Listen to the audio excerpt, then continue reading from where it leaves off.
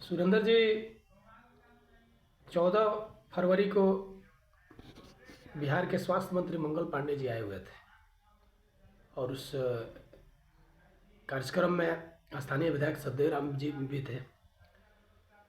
और उसमें जो बात रखे उनकी बातों से सहमत है सतदेव जी की बातों से? देखिए, सरकार हमारी, मंत्री हमारा, बजट हमारा,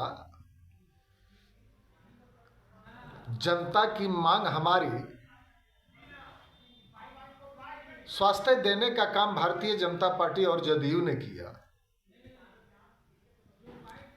और भाई सत्यदेव राम जी जो प्रोटोकॉल के तहत उनको बुलाया गया था, वो सारा का सारा श्रेय अपने को ले रहे हैं।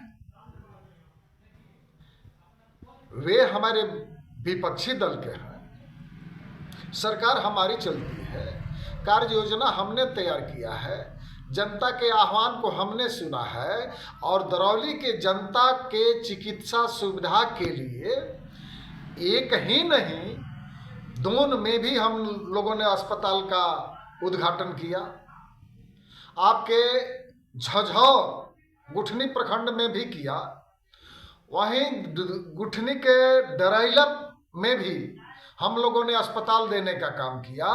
तो हमारी सरकार यह निश्चित करती है कि हम सबको स्वास्थ्य सेवाएं देने के लिए तत्पर हैं। न इसमें किसी विधायक का पत्राचार है, न कहीं से उसका मांग है। यह मांग भारतीय जनता पार्टी का है और भारतीय जनता पार्टी में यह सुरेंद्र पासवान का मांग हमेशा से रहा है कि गुठनी, दरौली और अंदर के लोगों के लिए चिकित्सा की सुविधा मुहैया कराया जाए ताकि इस क्षेत्र के लोग बदहाल ना हो, बीमारी से परेशान ना हो, इनकी तकलीफें सोल्व तत्काल पीएचसी में हो जाए। इसके लिए यह आह्वान था मेरा, वर्षों से मैं लड़ रहा था और इसका श्रेय सत्यदेव राम जी ले रहे हैं।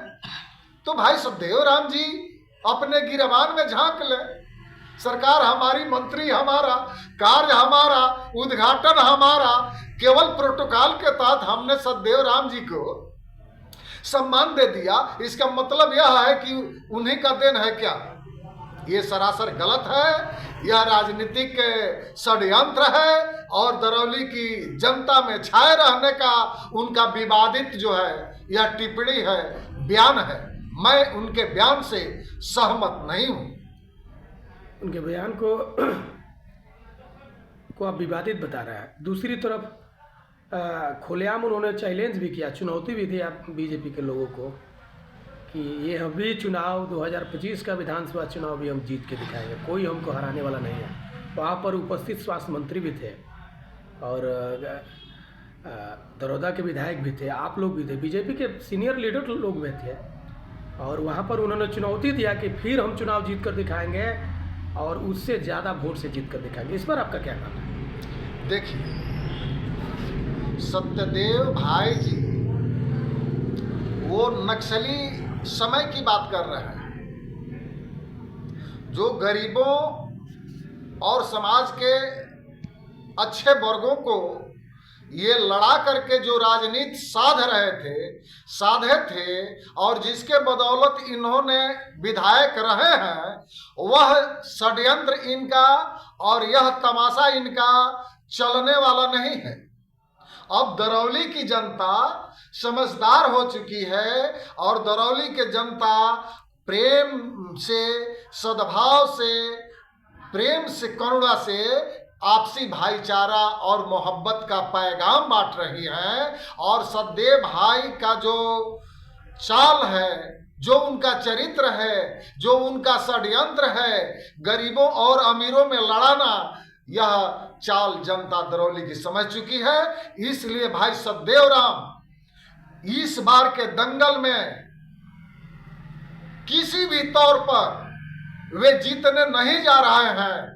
मैंने भी उनके साथ जरूर चैलेंज कर दिया कि सत्यदेव भाई, आप मुगालते में मत रहिए। आपने दरौली की जनता और मैरवा की जनता को वर्षों से आपने लूटते आए हैं, और गरीबों में जो प्रतिनिधित्व का अवसर है उस प्रतिनिधित्व को आपने रोकते आए हैं। आप परिवारवाद के परिभाषा को उजागर करते हैं। इसलिए यह जनता जान चुकी है कि सदैव राम विकास के लिए काम नहीं करते हैं, ये लोगों के विनाश के लिए काम करते हैं। तो सदैव राम किसी भी कीमत पर 2025 के जंगे मैदान में कभी भी नहीं जीत सकते हैं। मैं चैलेंज करता हूं कि सदैव राम जी हमको हरा के देखें। दिल्ली के चुनाव में भारतीय जनता पार्टी की प्रचंड जीत हुई है। इस जीत को क्या आप लोग बिहार में भी दोहराने जा रहे हैं? देखिए, दिल्ली की जनता, दिल वालों की दिल्ली, उन्होंने करिश्मा दिखा दी। जो केजरीवाल का षड्यंत्र था, जो केजरीवाल के लोगों को भरमाने का जो षड्यंत्र था, वह षड्यंत्र को दिल्ली की जनता समझ गई और 27 वर्ष पर भारतीय जनता पार्टी को बहुमत दी, जिससे भारतीय जनता पार्टी की सरकार दिल्ली में बनने जा रही है। और वहीं तर्ज पर बिहार में भी लालू राबड़ी की सरकार, ये मार्क्सवादी लेनिनवादी का गठजोड़ बिहार से खत्म होने जा रहा है, और यहाँ पर एनडीए की जो गठबंधन है, यहाँ पर प्रचंड बहुमत से बिहार में सरकार बनने जा रही है। जी, बहुत बहुत धन्यवाद।